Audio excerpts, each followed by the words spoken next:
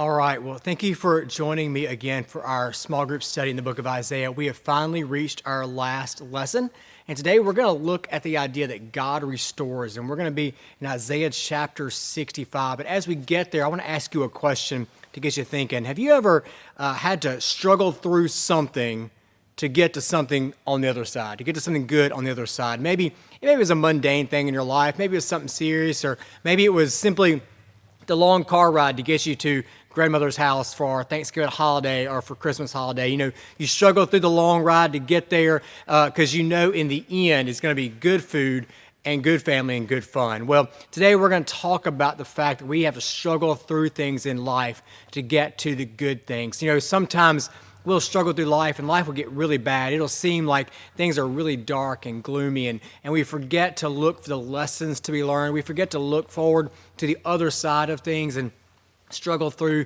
things to get to the good side. And so today we're going to talk about that in relation to our life and in relation to God's purpose for us and God's promise for us in the future to be restored. Look at your personal study guide on page 118. It says, "The one true God promises to restore his creation for his people through faith in his Son." In our lesson today, Isaiah is going to be talking to the people about restoration. Yes, restoration to the land after their exile, but also restoration to the Lord. And this restoration finally comes into play, finally comes into its fulfillment, its culmination in the new heavens and the new earth, in that place where sin has no purchase and evil has no place. So let's look at what Isaiah says about the new heaven and the new earth in Isaiah chapter 65, verses 17 through 20. And I want you to listen to who is doing the rejoicing and what they are rejoicing about. "For I will create a new heaven and a new earth. The past events will not be remembered or come to mind. Then be glad and rejoice forever in what I am creating. For I will create Jerusalem to be a joy and its people to be a delight. I will rejoice in Jerusalem and be glad in my people. The sound of weeping and crying will no longer be heard in her. In her, a nursing infant will no longer live only a few days, or an old man not live out his days. Indeed, the one who dies at 100 years will be mourned as a young man, and the one who misses 100 years will be considered cursed." All right, did you notice who does the rejoicing here?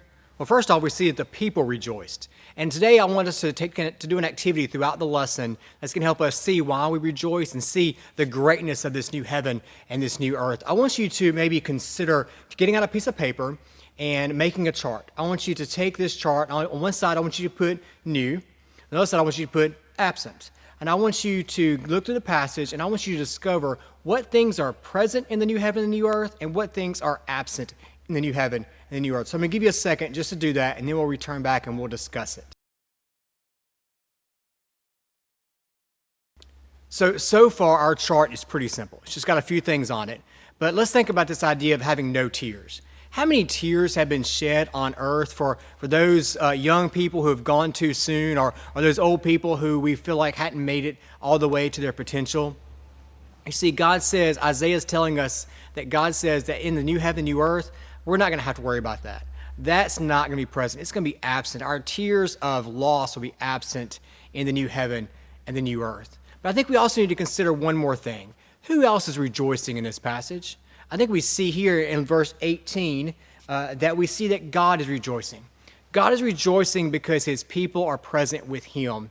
And God is rejoicing because he loves the fact that he can restore his people, that he can reconcile us and restore us to himself. You know, oftentimes we talk about God's love. And when we do that, we quote John 3:16.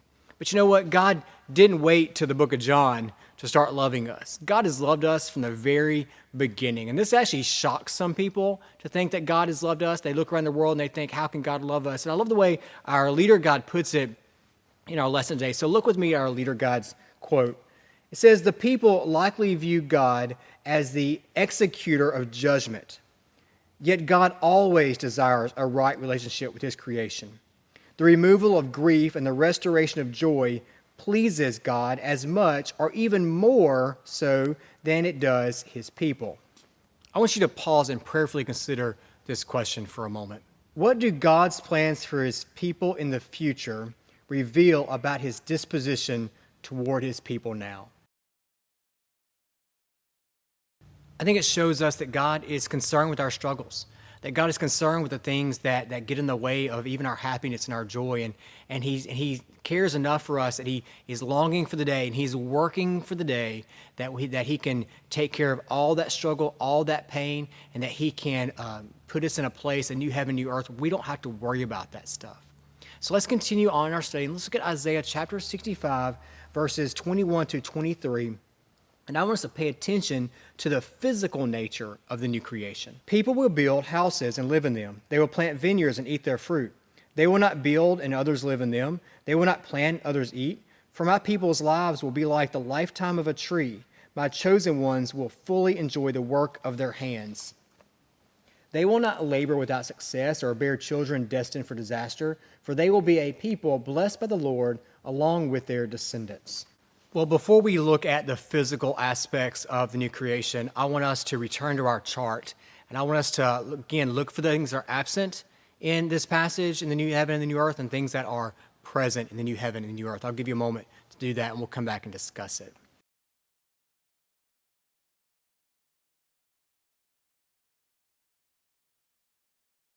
So I found a couple of things that represent maybe some different aspects in the new heaven and the new earth. Do you notice he talks about building houses and planting vineyards?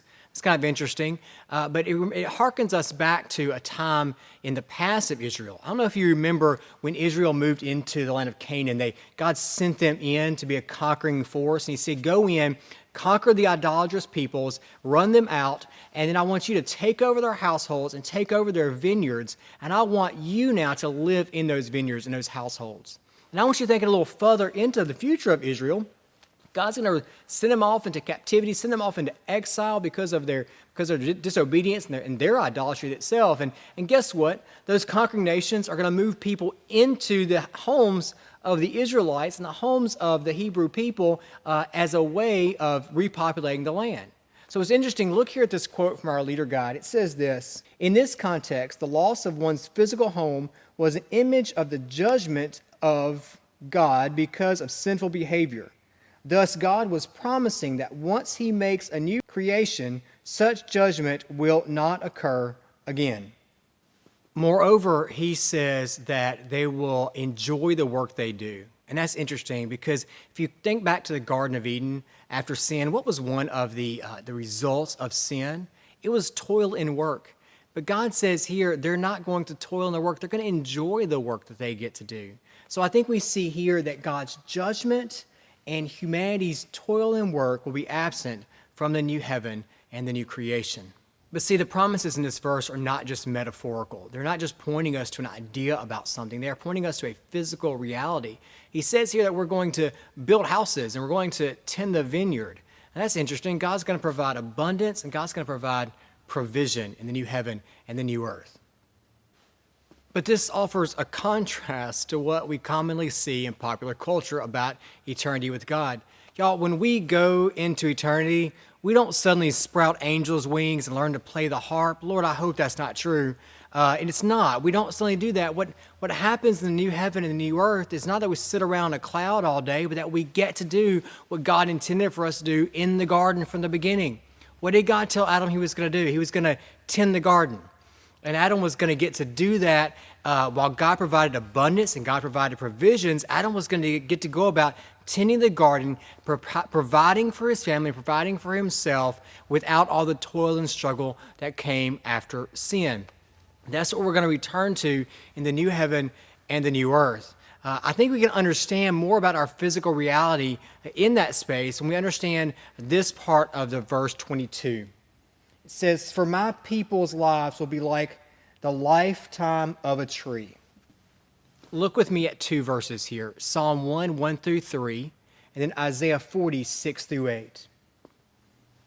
How happy is the man who does not follow the advice of the wicked, or take the path of sinners, or join a group of mockers. Instead, his delight is in the Lord's instruction, and he meditates on it day and night. He is like a tree planted beside a stream of water that bears its fruit in season, and whose leaves do not wither. Whatever he does prospers. Then Isaiah 40. A voice was saying, cry out. Another voice said, why should I cry out? All humanity is like grass. The grass withers, the flower fades. when the breath of the Lord blows on them. Indeed, the people are grass. The grass withers, the flower fades, but the word of the Lord endures forever. Isaiah 40 tells us that our life is fleeting. And then Psalm 1 tells us that how do we make something of that fleeting life? We do that when we follow the Lord. And then Isaiah, in a passage we're studying today, comes back behind that and says that our life in the hereafter, our life in the new heaven and the new earth will be something of substance because the Lord will be our Lord and we will be his people. I want you to consider these verses that we're studying and these verses from Psalm 1 and Isaiah 40, and I want you to consider them and answer this question for yourself. How should the blessings God has in store for his people affect how we live today?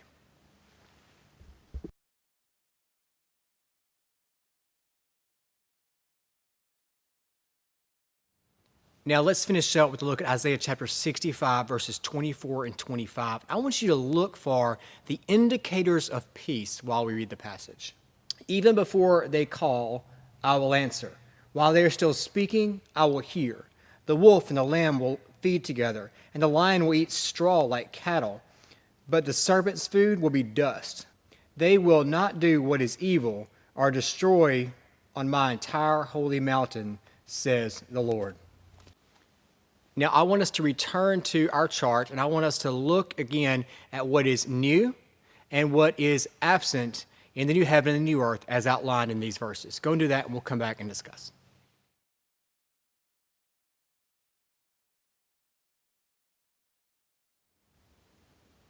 Now, first off, I see that we have unfettered access to God. We have that now through Christ, but can you imagine what it's going to be like to be in his presence in the new heaven and new creation? Here's what it's going to be like. You're going to have a desire, a want, a need, a question, and God's going to answer you before you ask that. Because you see, the language here in this verse shows us that our wants and our desires are going to be in line with God's wants and God's desires. So he's just going to do his thing, and he's going to answer our needs and answer our questions before we even turn to him and ask them.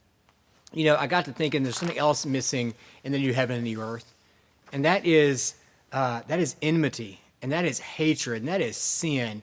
God is going to usher in a time of peace and a time of prosperity and a time that we can't even imagine what it's like because we've never lived in a time when we're in the presence of God without sin. And that's what he's saying the new heaven and the new earth is going to be for us. You see, we have all of this. All of this is possible because of what Christ did for us on the cross. Christ makes it possible for us to for us to be reconciled to the Lord. Christ makes it possible for us to enter into this new creation and this new heaven because Christ came, lived in our place, died in our place, lived a holy life, became the substitute for us so that we can go into this new heaven and this new earth and we can be restored by the Lord. I want us to finish up today with a look at a recap and a challenge for us this coming week. So we saw this week that believers can live with hope, knowing that God will one day create a new heaven and a new earth. Secondly, believers can live with confidence, knowing that they will experience God's blessing for eternity.